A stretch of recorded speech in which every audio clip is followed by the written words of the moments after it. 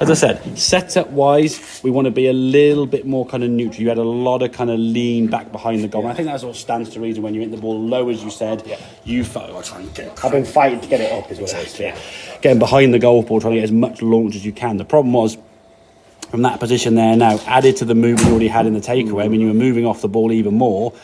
And then you get so far behind the golf ball now, there wasn't much of a backswing to hit, and now you're already moving left, and then there's a lot of movement there. That first movement there now, that's your killer, yeah? You get a bit sort of what we call stuck on top of that golf ball. And with a lack of loft with your driver, and you're coming down in quite steep, you just get that low bullet left, pulley, hooky, what did you said? Or you just manipulate the club in some way, shape or form to kind of like help it up into the air, and then you get that big cutty, blocky, slicey one, which is no good to anybody, okay? As I said, with a 6 or 7 or 8 iron, you're good enough to get away with it because it's loft on your side, yeah? Drivers, 4s and 3s and 5 irons, you haven't got enough loft there with it, okay? So we've got to get ourselves a little bit more neutral with the shaft down that way, okay?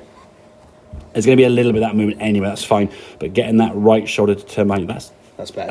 Oh god, that is a turn, isn't it? You've actually rotated that shoulder behind your head now. Now from here, this is where it's going to take a little bit more practice. Static changes, pretty easy to make. Backswing changes, as a good player like you, doable, yeah? It's now from here, in that blink of an eye, this is where the practice got to come in, and getting that movement pattern from here to move like so, to get used to what that left hip does. Even when we did it in slow-mo mode, effectively, up against that wall, you still brought this shoulder forward as well as the hip, okay?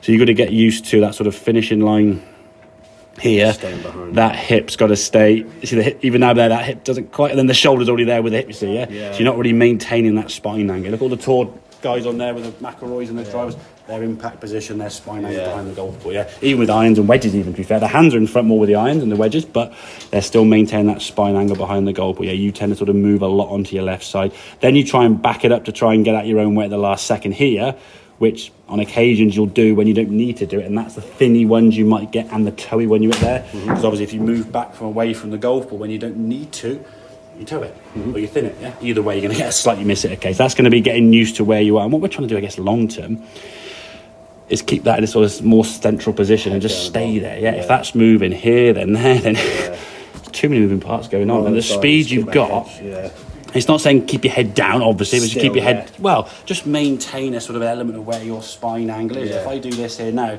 there's not much movement in my head. I'm turning my torso, shifting my weight, turn my torso, shift my weight. You kind of go slide and then the over the top. That's that over the top feeling you were getting there. As they gave you no kind of launch on the golf ball. So at least here now, said it was better, the backswing was better. Again, impact there is not too bad. Obviously, you're starting to back it up a little bit. And then through to finish position, obviously a decent finish position there because you've got a good swing to be fair. But setup is the key thing, getting that more neutral.